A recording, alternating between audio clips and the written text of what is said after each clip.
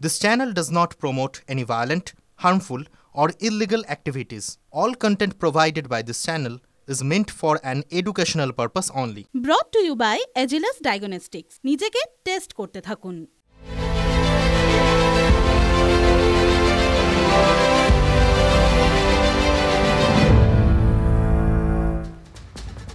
নমস্কার, টিভি9 বাংলায় আপনাদের স্বাগত জানাই। রাত ৮টা মানে হাজির ঠোঁটকাটা, ঠোঁটকাটা হাজির মানে আপনারা জানেন সেই সমস্ত বিষয়ে আরও খুঁটিয়ে দেখব এবং সেই সমস্ত বিষয়ে যা সরাসরি প্রশ্ন করব। আপনাদের প্রশ্ন প্রতিনিধিত্ব করব আমি, ঠোঁটকাটা। ওরা থাকে ওধারে বা ওপারে। ওপারে মানে পদ্মা পারের কথা বলছি। কি চলছে বলুন তো সেখানে? মৌলবাদীরা একেবারে জাঁকিয়ে বসেছে, আর সব দেখে শুনেও ইউনূস প্রশাসন কানে জালো তুলো দিয়ে রেখেছে। ফলে যা হওয়ার তাই হয়ে চলেছে। ওপারে হিন্দুদের ওপর, সংখ্যালঘুদের ওপর নিপীড়ন বেড়ে চলেছে দিনকে দিন। আর ওপারের প্রভাব এপারে যে পড়বে এ কথার বলার অপেক্ষা রাখে না। বিক্ষোভ, প্রতিবাদ রোজ রোজ গলা তুলছে বাংলার রাজপথ। আর এই আবহেই এখন একটা দুরন্ত ঘূর্ণিপাকে বঙ্গের রাজনীতি। এরই মাঝে একটা নতুন ইস্যু উস্কে দিলেন স্বয়ং ফিরহাদ হাকিম, মেয়র। ওই যে শুরুতেই বললাম, ওরা থাকে ওধারে, মানে 33%। শুনুন একবার। बंगाल में तो हम 33% हैं, मगर हिंदुस्तान में भी हम सिर्फ 17% है और हमें माइनॉरिटी कम्युनिटी कहा जाता है। मगर हम अपने आप को माइनॉरिटी नहीं सोचते हैं। हम सोचते हैं अगर अल्लाह की रहमत है हमारे ऊपर, अगर तालीम हमारे साथ है, तो हम एक दिन मेजॉरिटी से भी मेजॉरिटी हो सकते हैं और हम अपने अल्लाह की ये मेहरबानी होगी जो हम अपने ताकत से ये हासिल करें। তাহলে একদিন সংখ্যালঘু হবে সংখ্যাগুরু, তেমনই মন্তব্য করলেন রাজ্যের মন্ত্রিসভার নাম্বার 2। তাহলে কি বুঝলেন? ফিরহাদ 30 নামে একটা সংগঠন রয়েছে ফিরহাদ হাকিমের, ববি হাকিমের। এদিন সেই সংগঠনের এডুকেশন কনফারেন্সে গিয়েছিলেন পুর নগর উন্নয়ন মন্ত্রী ফিরহাদ হাকিম। সেখানে তিনি বললেন সংখ্যালঘু একদিন সংখ্যাগুরু হবে। আজকের টেস্ট লাংসের টেস্ট, মানে ফুসফুসের টেস্ট। কার কত দম আছে তা বাহু দিয়ে নয়, ফুসফুস দিয়ে জানা যায়। আপনিও টেস্ট করিয়ে নিন, বার্থডেগুলোতে কাজে আসবে। তাই যখন হেলথ টেস্টের কথা আসে, আমার ভরসা হলো India's largest diagnostics company Agilus diagnostics. নিজেকে টেস্ট করতে থাকুন। এই তো সেদিন দীঘায় জগন্নাথ মন্দির তৈরির কাজ দেখতে গিয়েছিলেন মুখ্যমন্ত্রী। সেদিন চাঁচা ছোলা আক্রমণ করেন বিরোধী দলনেতা। আর আজ ফিরহাদ হাকিমের মুখে একদিন সংখ্যালঘু হবে সংখ্যাগুরু। বিজেপি তো এই সুযোগ ছাড়বে না, বলবেই। শুনুন। बंगाल में तो हम 33% हैं, मगर हिंदुस्तान में भी हम सिर्फ 17% है और हमें माइनॉरिटी कम्युनिटी कहा जाता है। अगर अल्लाह की रहमत है हमारे ऊपर, अगर तालीम हमारे साथ है, तो हम एक दिन मेजॉरिटी से भी मेजॉरिटी हो सकते हैं। অনেকের অনেক স্বপ্ন আছে, আর ববি হাকিমের স্বপ্ন আছে। উনি প্রকাশ্যে বলেন, এটা ভালো কথা। এর আগেও বলেছেন সবাইকে মুসলমান করতে হবে। ফিরহাদ হাকিম নিঃসন্দেহে একজন ধর্মনিরপেক্ষ সেকুলার ব্যক্তি। এখন মুসলিমদের শিক্ষায় অনুপ্রাণিত করতে গিয়ে তিনি ওই ধরনের কোনো শব্দবন্ধ বা বাক্য গঠন কোনো অবস্থায় করেছেন। দীঘাতে মমতা ব্যানার্জি যখন জগন্নাথের মন্দির করছে, হুমায়ুন তখন মুর্শিদাবাদে বাবরি মসজিদের কথা বলছে। 6 ডিসেম্বর 2025 সালে এটা আমরা শিলান্যাস করব, ভিত্তি স্থাপন করব, এবং 2029 সালে 6 ডিসেম্বর সেই সময় ভারতবর্ষের যিনি প্রধানমন্ত্রী থাকবে, সেই সময় যিনি বাংলার মুখ্যমন্ত্রী থাকবে, তাদেরকেও সম্মানের সহিত ইনভাইট করে। বিজেপিও লাগবে না, এক তৃণমূলের মধ্যেই 2 বিভাজনের বন্দোবস্ত, তাতেও হচ্ছে না। এবার বিভাজনের রাজনীতি করার জন্য আরএসএস এর সুরে হয়তো মমতা ব্যানার্জির উৎসাহে ববি হাকিম বলে দিলে যদি বাড়তে সুবিধা হয়। সেই জন্য সংখ্যা বাড়ানোটা তো অনেক জন্তু জানোয়ারের সংখ্যা বাড়ায়। মানুষের যোগ্যতা, মানুষের উদ্দেশ্য সংখ্যা বাড়ানো নাই, মানুষকে মানুষ করা, সেটা আমরা করছি, ওরা করতে পারেননি। মূল স্পিরিটটা হচ্ছে মুসলিমদের মধ্যে শিক্ষার প্রসার। আজকে যারা ভিড় করে দেখতে যান চেতলা অগ্রণীর পুজো, দুর্গা পুজো, উপচে পড়ে ভিড়, তখন তো কারণ মনে হয় না যে একজন মুসলিম দুর্গা পুজোটাকে এত উচ্চতায় নিয়ে গেছে। जो हमारे माइनॉरिटी को आगे बढ़ाना चाहते हैं और उसमें सबसे आगे अगर किसी का नाम आता है तो हमारे वजीर आला ममता बनर्जी के नाम आता है। वो भी चाहते हैं जो हम आगे बढ़े। তাহলে এই দেখো পেন্সিল, নোটবুক এ হাতে, আর রাজনীতি সেই নোটবুকেই লিখে রাখলো একটা অঙ্ক, হ্যাঁ ভোটের অঙ্ক। ওই যে শুরুতেই আপনাদের বললাম ওরা থাকে ওধারে, অঙ্ক মানে 30%। রাজনীতির ক্রোনোলজিটা ভালো করে বোঝার চেষ্টা করুন। দেখুন ফিরহাদ হাকিম কি বললেন, বললেন একদিন সংখ্যালঘু সংখ্যাগুরু হবে। আবার এই সেদিন দীঘায় জগন্নাথ মন্দির তৈরিতে সেই কাজ দেখতে গেলেন স্বয়ং মুখ্যমন্ত্রী। সেদিনই তো আবার অঙ্ক করছেন বিরোধী দলনেতা। অঙ্ক মানে 30% আর 70%-এর অঙ্ক, 2 2 4। এই 2 2 4 করতে চাইলেন শুভেন্দু অধিকারী। বোঝালেন 30%-এর পাল্টা 70% একজোট হলে কেল্লা ফতে। শ্রী চৈতন্যদেবের অপমান, পুরী ধামের অপমান।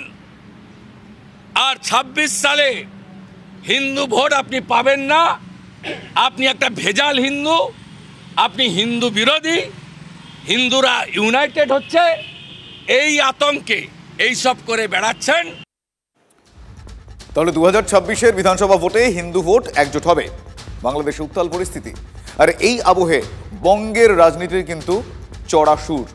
কাল শিলিগুড়িতে লক্ষ্য কণ্ঠে গীতা পাঠ, বিজেপির শক্ত ঘাঁটি উত্তরবঙ্গ আমরা সবাই জানি। কাল একই মঞ্চে দেখা যাবে সুকান্ত মজুমদার, শুভেন্দু অধিকারী এবং দিলীপ ঘোষদের। তাহলে নজরে ওই 70%, 30%-এর পাল্টা 70%। গতবার থেকে শুরু হয়েছে ব্যাপক আকারে, গতবারে ব্রিগেডে হয়েছিল, বিভিন্ন জেলায় হয়েছিল, এবারেও হবে। এবারে শিলিগুড়িতে বড় করে হচ্ছে, উত্তরবাংলায় বিভিন্ন জেলা থেকে লোকেরা আসবেন এবং পশ্চিমবাংলার অন্যান্য জেলাতেও এই ধরনের গীতা পাঠের আয়োজন হবে। উত্তরবঙ্গে এবার প্রথমবার লক্ষ্য কণ্ঠে গীতা পাঠের আয়োজন। গতবার ব্রিগেডের পর এই সেই মঞ্চ, কাওয়াখালীর এই মঞ্চকে সামনে রেখে লক্ষ্য কণ্ঠে গীতা পাঠ। সকাল থেকে দিনভর নানা অনুষ্ঠানের আয়োজন, যেখানে গোটা দেশ থেকে ইতিমধ্যেই কিন্তু সাধু সন্তরা আসছেন। এর পাশাপাশি আসছেন রাজ্য বিজেপির তাবড় নেতারা। এই মঞ্চেই দেখা মিলবে একযোগে শুভেন্দু, সুকান্ত এবং দিলীপ ঘোষদের। হিন্দুরা ওইভাবে যারা মৌলবাদী কট্টরপন্থী সেভাবে হিন্দুরা কখনো এক হয় না, কারণ আমরা লিবারেল। হিন্দুরা কোনোদিন সাম্প্রদায়িক নয়, কিন্তু হিন্দু ধর্ম রক্ষা, দেশ রক্ষা, সমাজ রক্ষার জন্য হিন্দুকে এক হওয়ার দরকার আছে, এক আওয়াজ তোলার দরকার আছে। রাজনীতি কাহারে খাওয়ায়, একবার ঘটনা পরম্পরাটা দেখুন আপনারা। সেদিন দীঘায় জগন্নাথ মন্দিরের কাজ পরিদর্শনে মুখ্যমন্ত্রী, কাল শিলিগুড়িতে লক্ষ্য কণ্ঠে গীতা পাঠ। সেখানে উপস্থিত থাকবেন কারা? সুকান্ত মজুমদার, শুভেন্দু অধিকারী, দিলীপ ঘোষ। আর আজই ফিরহাদ হাকিমের মুখে একদিন সংখ্যালঘু সংখ্যাগুরু হবে। কি বুঝলেন? ওই যে বললাম রাজনীতি কাহারে কয়। बंगाल में तो हम 33% हैं, मगर हिंदुस्तान में भी हम सिर्फ 17% है। अगर अल्लाह की रहमत है हमारे ऊपर, अगर तालीम हमारे साथ है, तो हम एक दिन मेजॉरिटी से भी मेजॉरिटी हो सकते हैं। ফিরহাদ হাকিমরা যখন এ রাজ্য এবং ভারতেও মুসলিমরা সংখ্যাগুরু হবে বলে ভবিষ্যৎবাণী করছেন, ঠিক তখনই হিন্দু ভোট ঐক্যবদ্ধ করতে খোলা মাঠে নেমে পড়েছে তৃণমূল এবং বিজেপি। আজকে 3-4 বছর টাইম লেগেছে এই এত সুন্দর একটা জগন্নাথ মন্দির, জগন্নাথ ধাম তৈরি করতে। 4 ধামের এক ধাম পুরী ধাম। পুরী ধামকে নকল করবেন না, এ অধিকার কোনো হিন্দু আপনাকে দেয়নি। ভালো জিনিসে কে কি বললে কিছু যায় আসে না, ভালো জিনিসটাকে ভালোভাবে গ্রহণ করতে হয়। আমি আশা করি সবটাই ভালোভাবে গ্রহণ করুন। মমতা করলে লোকে বিশ্বাস করবে না, কারণ এটা ওনার কাজ নয়। লোক ভাবে যে উনি ঢং করছে। ভারতীয় জনতা পার্টি যেটা করে এই দেশের রাষ্ট্রীয়তা, ধর্ম, পরম্পরা, সংস্কৃতিকে শ্রদ্ধা করে, সেটা নিয়েই চলে, সেজন্য আমাদেরটা অরিজিনাল। বিজেপির কোট আনকোট হিন্দু জাগো বলুন বা ফিরহাদ হাকিমের মুখে এই লঘুগুরু তত্ত্ব, একটা সমীকরণ ধরেই কিন্তু ভোট রাজনীতি এগোচ্ছে। আর এই সস্তার রাজনীতি কতটা ভয়ঙ্কর হয়ে উঠতে পারে, বাংলাদেশের সংখ্যালঘু মানুষ সেটা হাড়ে মজ্জায় টের পাচ্ছেন, রোজ টের পাচ্ছেন। যারা উস্কানি দেয়, রাশ শেষ পর্যন্ত কিন্তু তাদের হাতে থাকে না, একেবারেই থাকে না। আপনারা প্রত্যেকেই বাংলাদেশের দিকে তাকান। ইউনূস, মানে মোহাম্মদ ইউনূসের কথা বলছি, পারছেন? তার উপদেষ্টা মণ্ডলী কারা আছেন সেখানে? ইউনূস জামাতিকে রেখেছেন, হিজবুত তাহরির সদস্য আপনি পেয়ে যাবেন সেখানে। ইউনূসের যেন দুই হাত, তাই চোখ বন্ধ করে অন্ধ ধৃতরাষ্ট্রের মতো তিনি বসে আছেন। আর জঙ্গি সংগঠন তাহরির ওপর থেকে নিষেধাজ্ঞার তকমাটাও তিনি সরিয়ে নিয়েছেন, ফলে বারবারন্ত রোজ চোখে পড়ছে। মানুষকে খেপানো হবে যাতে মৌলবাদী ধর্মীয় জায়গাটা আনা যায়, এনে পলিটিক্যাল যে রাজনৈতিক নিজেদের জায়গা শক্ত করার প্রচেষ্টা, এর বাইরে অন্য কিছু না। আর এর পরিণতি দেখছেন তো আপনারা, আমরাও দেখছি। বাংলাদেশের সংখ্যালঘুরা একরাশ উৎকণ্ঠা নিয়ে রাতে ঘুমোতে যাচ্ছেন, ঘুমোতে তারা পাচ্ছেন না। হিন্দুরা শুধু নয়, কিন্তু আমি কনসিয়াসলি, সচেতনভাবে সংখ্যালঘু শব্দটা ব্যবহার করলাম, কারণ সেখানে খ্রিস্টান, বৌদ্ধ তারাও আক্রান্ত হচ্ছে। না শুধু আক্রান্ত নয়, মানে তাদের বাড়ি পুড়িয়ে দেওয়া হচ্ছে, মারধর করা হচ্ছে নয়, ধর্ষণ করা হচ্ছে, খুন করা হচ্ছে। হ্যাঁ, এখনো হচ্ছে, রোজ হচ্ছে। দেখুন ছবিটা, লন্ডভন্ড যে ছবিটা আপনারা দেখছেন তা ফটিকছড়ির এক হিন্দু বাড়ির। দেখুন, বাবুকান্তি দে মৌলবাদের আগুনে তার বাড়ি পুড়ে গিয়েছে। রাতারাতি ভিটেমাটি হারিয়েছেন আমতলী গ্রামের এই হিন্দু পরিবারটি। শান্তির জন্য নোবেল প্রাইজ পাওয়া যে ইউনূস এখন বাংলাদেশে রয়েছে, এর চেয়ে বড় লজ্জা তাদের জন্য আর কিছু হতে পারে না। মৌলবাদী শক্তি জেগে উঠেছে, ইউনূস গভর্নমেন্ট এটাকে অ্যালাউ করছে, একটা সুন্দর থালায় তুলে দিচ্ছে এই ফ্যাসিবাদ অর্গানাইজেশনগুলোকে। আপনারা যদি ওখানে একটা সংখ্যালঘু ভাইয়ের গায়ে হাত তোলেন, তাহলে আমার এখানেও তো 50টা সংখ্যালঘুর গায়ে হাত তুলবে। আপনারা কি চাইছেন? দুই দেশের মধ্যে অশান্তি লাগিয়ে? ইমিডিয়েট উচিত ইউনূস সরকারের, যদি সামান্যতম গায়ে মানুষের রক্ত এবং চামড়া থাকে, তাহলে ইমিডিয়েট যারা এই বর্বরতা করছে তাদেরকে অ্যারেস্ট করা উচিত এবং আইন মোতাবেক তাদের কঠোর থেকে কঠোরতম শাস্তি দেওয়া দরকার। মিস্টার ইউনূস, এই 4 মাসে আপনি কি ক্লান্ত হয়ে পড়েছেন? এ প্রশ্ন আপনাকে ছাড়া কাকে করি বলুন? প্রধান উপদেষ্টার কুর্সিতে বসে সুখে ঘুমোতে পারছেন তো? মানে কুম্ভকর্ণ যেরকম ঘুমাচ্ছিল, সেই কুম্ভকর্ণের মতন ঘুম আপনার হচ্ছে? দেখুন একটু প্লিজ, একটু জেগে উঠুন মিস্টার ইউনূস। চোখে আঙুল দিয়ে আমরা সেই ছবি আপনাকে দেখাচ্ছি। আমি জানি আপনারা TV9 বাংলা দেখছেন। দেখুন, আপনার দেশের মানবাধিকার সংস্থার রিপোর্ট বলছে অক্টোবর নভেম্বরে বাংলাদেশে গণপিটুনিতে, লিঞ্চিংয়ে 31 জনের মৃত্যু হয়েছে। অক্টোবরে 19টি হিংসার ঘটনায় 19 জনের মৃত্যু হয়েছে। বাস্তবের ভয়ঙ্কর ছবিটা কি আপনি এখনো দেখতে পাচ্ছেন না মোহাম্মদ ইউনূস? নাকি আপনি দেখেও দেখছেন না, দেখতে চাইছেন না?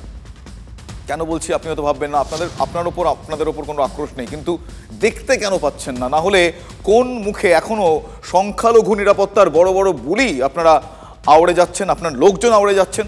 কতটা নির্লজ্জ দোকান কাটা হলে কেউ এখনো সম্প্রীতির বাংলাদেশ দেখতে পায়? হায় রে ইউনূস প্রশাসন, হায়। বিগত দিনে চিৎকার করেছি, আজকেও বলছি, বাংলাদেশের হিন্দুদের ওপরে দমনপীড়ন হচ্ছে। বাংলাদেশ প্রেস সচিবের যিনি ছিলেন আছে ইন্টারিম গভর্নমেন্টে স্বীকার করেছেন যে 66টা অলরেডি মামলা দায়ের হয়েছে। এর পরিণাম কি হবে বাংলাদেশে সেটা ভাবা উচিত। সিরিয়া যেমন আজ শ্মশান হয়ে গেছে, বাংলাদেশকে সেই দিকে নিয়ে যাচ্ছে টেররিস্টরা। ওখানকার কিছু ধান্দাবাজ লোক, কিছু বদমাশ লোক বা মূর্খ, তারা এটাকে সমর্থন করছে। বাংলাদেশে এই অন্যায়টা বন্ধ হওয়া উচিত। আমরা এটাই আশা করি কি বাংলাদেশ গভর্নমেন্ট অ্যাটলিস্ট যারা এরকম করছে ওদেরকে গ্রেফতার করবে, কিন্তু যারা করছে, যারা ঘটিত করছে, ওরা ফ্রিলি ঘুরছে, সেই জন্য ওদের দুঃসাহসটা বাড়ছে। 1-2 কোটি হিন্দুকে ভারতবর্ষে নেওয়া কোনো ব্যাপার না, 2-4 কোটি নিয়ে নেব। কিন্তু বাংলাদেশ কি হবে? ওই দেশে তো থাকতেই পারো না মানুষ। এটা পুরোটাই হচ্ছে দেখানো যে আমরা করছি, কিন্তু হচ্ছে একটা সম্প্রদায়ের বিরুদ্ধে করা হবে, করে নিজেদের পলিটিক্যাল যে রুটি, ধর্মীয় রুটিটাকে শিখে নিজেদের ইউনুসের উপদেষ্টা যে তারা দীর্ঘদিন স্থায়ী থাকার চেষ্টা করার জন্য এটা এই প্রচেষ্টা। এটা সংখ্যালঘুদের ওপর নির্মম অত্যাচারের নিন্দা করে আজ শহীদ বুদ্ধিজীবী দিবসে একটা পোস্ট করেছেন শেখ হাসিনা। পুত্র সাজিব ওয়াজেদের এক্স হ্যান্ডেল থেকে পোস্টটি করা হয়েছে। কট্টর মৌলবাদীদের দাঁত ভাঙা জবাব দিতে শুভ বুদ্ধি সম্পন্ন মানুষকে ঐক্যবদ্ধ হওয়ার ডাক দিয়েছেন হাসিনা। তিনি লিখেছেন, জাতির এক সংকটময় মুহূর্তে পালিত হচ্ছে শহীদ বুদ্ধিজীবী দিবস। আগে সংস্কার, পরে ভোট, স্পষ্ট করে জানিয়ে দিয়েছেন, যার অর্থ এখনই ভোট হচ্ছে না। আর তাতেই চাপানুতোর চরমে পৌঁছেছে। মধ্যে জানুয়ারির মধ্যেই সংস্কার কমিশন যেগুলো 6টা প্রাথমিকভাবে হয়েছে তাদের রিপোর্ট দেওয়ার কথা।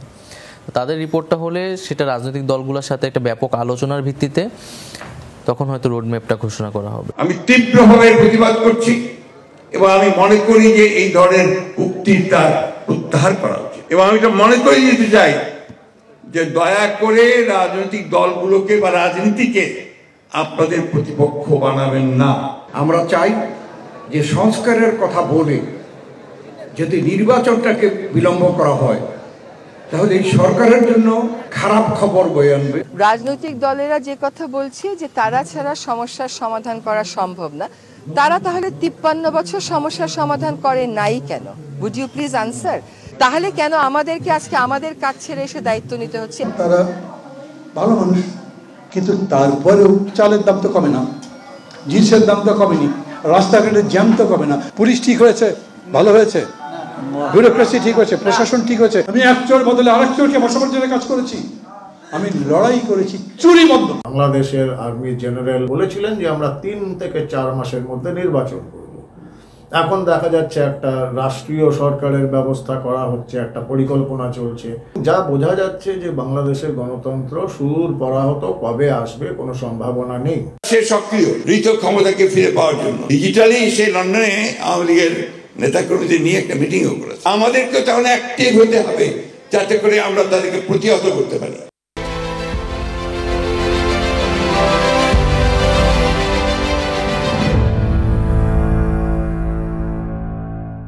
ব্রট to you by Agilus diagnostics. নিজেকে টেস্ট করতে থাকুন।